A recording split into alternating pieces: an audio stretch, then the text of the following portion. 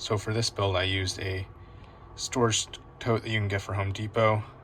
These particular storage totes are clear, and since algae grows in the presence of sunlight, you need to cover it with a material, and so I chose to use white duct tape. And I could have gone with black, but I just like the aesthetic of the white tape a lot. And since white tape isn't as effective at blocking out sunlight, I just used two, coats of tape around the sides to keep out the light. And then of course the top is gray and opaque, so nothing is going to get through that way. So for starting out seeds in this, I use net cups. These are about 1.5 or 1 inch net cups, and you take your seeds and you're going to use these rock wool cubes, and you're going to soak them in water, squeeze out any excess water inside, and then you'll place your seeds in the middle of here, and then you will you can just lightly bend in the rock wool to cover them up. And then what I do after that is I'll put some lava rocks on the inside, like you can see here with this strawberry plant, to prevent any sunlight from getting through and give it a little bit more stability. Some people prefer to use hydrogen. I just find that lava rocks are a lot cheaper. I like the aesthetics a lot, and yeah, they work just as well. They're very porous, so they won't absorb a ton of water, and they'll let a lot of air to the roots, which is what you want. I also included in the description links to materials that I used for this build. Once you have your seeds in your rock wool and inside of the net cups, I've been placing mine in a glass Tupperware. I'd cover it with saran wrap, and then I place it on this heat mat to help germinate the seeds a lot more effectively. And I just wait for to start to see the germination occur. And then once that happens, then I will place them into here. So once you have all of your seeds planted inside of the rock wool and you have the lava rocks filled up on the sides, then what you're going to need to do is fill up your storage tote with water. I'll show you here how much water I have. So you can see I have added nutrient solution to the container since my plants are mature, but while they're seeds, you don't need to give them a nutrient solution. Once they start to have their second set of true leaves, you can put in a very small amount of nutrient solution. They don't need that much. Nutrient solution is generally very strong and concentrated, so I like to go about 1/4 strength of whatever is recommended on the label.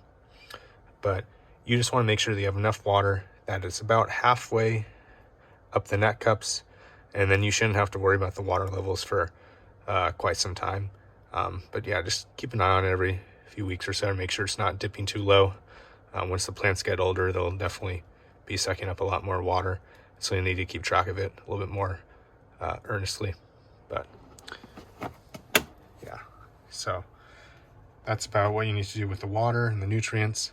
Again, I'll include links to all the supplies I used, which includes the nutrients that I used. I just used a generic nutrient solution from General Hydroponics, and that link will again be in the description. So once your seedlings have sprouted, immediately put them under grow lights. I'm using some LED grow lights that I got from Home Depot. They're about $45. They've worked really well so far.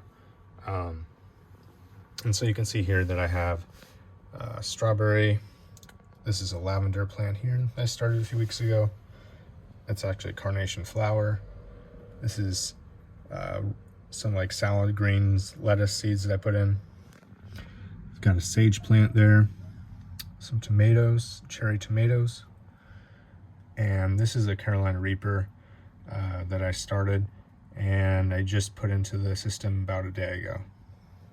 And then there's another lavender seedling here. quick note about this strawberry plant that I started. These are seeds that I actually scraped off of some strawberries that I got from Trader Joe's. I was having trouble finding strawberry seeds in Home Depot, Lowe's, and other garden stores, so I was just like, well, guess I'm gonna try to scrape some off of the fruit that I'm eating, and lo and behold, a few of them actually sprouted. So yeah, I mean, we'll see how it goes, but it looks like they're doing well so far. They took their sweet time to sprout, but here they are. They're looking pretty healthy. You can hopefully tell with the camera, this lettuce here, it's got some weird purple coloring on it. Originally I thought it was going to be like red lettuce, but it ended up just having some weird coloration to it. I'm not sure if it's something to do with the lights, or if it has something to do with the nutrient pH, but I'll just keep an eye on that. So thank you for watching. This is my simple, cheap hydroponic setup that you can start your seedlings in, and depending on how many plants you have in here and how high you can get your grow lights, you could grow these to maturity. Obviously I won't be able to grow all of these to maturity, seeing as they're so closely spaced together, but you can transfer these to other systems and space them out, and I see no problem with growing these plants to maturity or transferring them outside. But yeah, for me it's been a great system, and it was really cheap and easy to build, and I hope you enjoy the video.